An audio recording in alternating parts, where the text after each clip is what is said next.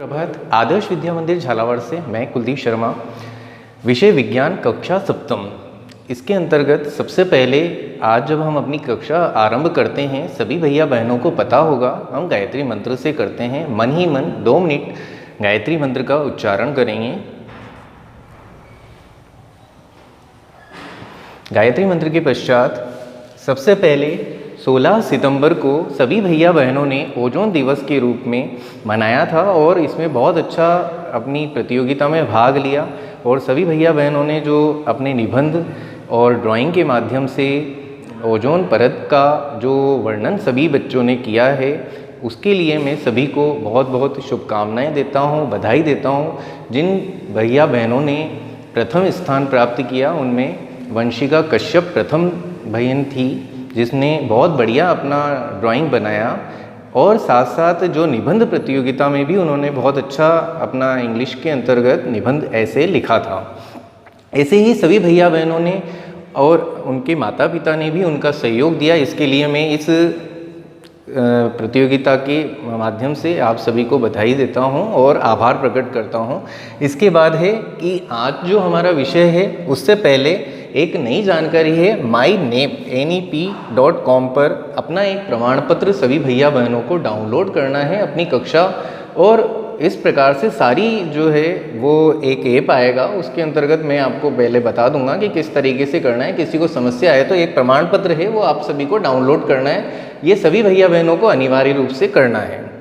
इसके बाद हमारा टॉपिक है आज अध्याय 5 का अम्ल, क्षारक और लवण। सभी भैया बहनों ने चतुर्थ तक, जो अध्याय चतुर्थ है, वहाँ तक अपना कार्य कर लिया है और उसका दोहरान भी समय समय पर कर रहे हैं ये। और बीच में प्रश्नोत्तरी का कार्यक्रम भी चल रहा है और प्रश्न के माध्यम से प्रश्न बैंक जो मैं पहुँचाता हूँ, वो सभी भैया बहन जो करते हैं उसके लिए भी वो बधाई के पात्र हैं। और अम्ल, क्षारक और लवण पर जब हम आज अपने पंचम अध्याय पर आते हैं, तो सभी जो हम भोजन पदार्थ जो हम ग्रहण करते हैं, उनके अलग अलग स्वाद हम लेते हैं।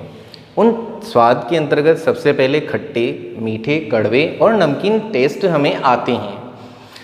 लेकिन इनमें खट्टे पदार्थों के नाम यदि हम जानना चाहें तो नींबू, संतरा, दही, अंगूर, टमाटर, इन सभी के अंतर्गत जो होते हैं, जितने भी खट्टे पदार्थ हैं, इन सभी के अंतर्गत सबसे पहले क्या होते हैं? अम्ल होते हैं। अम्ल शब्द लैटिन भाषा का शब्द है, इसे एसियर से लिया गया है। एसियर का अर्थ होता है खट्टा, जो कि लैटिन भाषा का शब्द है एसियर, इससे लिया गया है।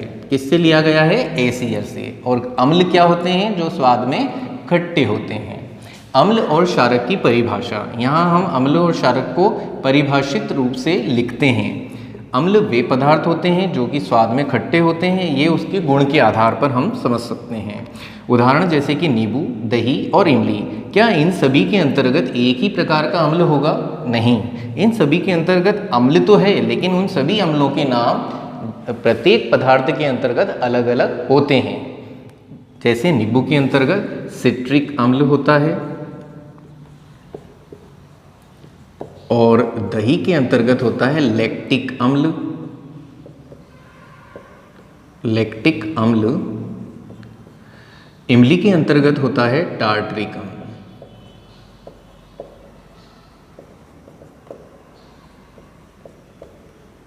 सभी भैया बहनों को ये ध्यान में रखना है कि जो खट्टे पदार्थ होते हैं उन्हीं के अंतर्गत क्या होता है? अम्ल होते हैं। और उन अम्लों के कुछ जो नाम है वो मैंने यहाँ पर लिखे हैं, लेकिन अन्य जो है पेज संख्या अपनी बुक में 52 पर दी हुई एक सारणी है, उस सभी को आपको बनाना है, लिखना है और याद करना है।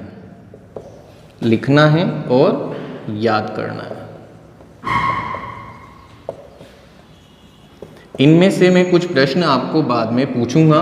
तो एक गृह कार्य तो आपके पास यह हो गया कि पेज संख्या 52 पर एक सारणी दी हुई है जिसे हमें याद करना है, और अम्लों की, क्षारकों की और लवणों की वो सारणी है।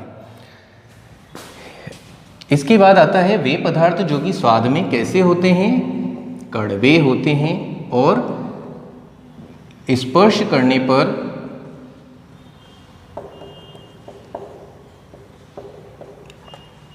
साबुन की तरह होते हैं।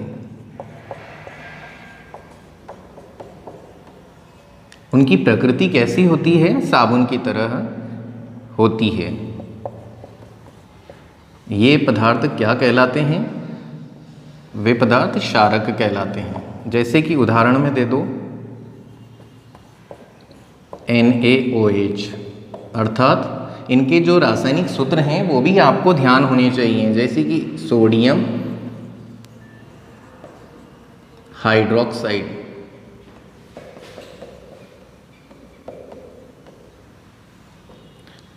ठीक है, NaOH। तो इस प्रकार से Na2CO3 sodium bicarbonate, sodium carbonate,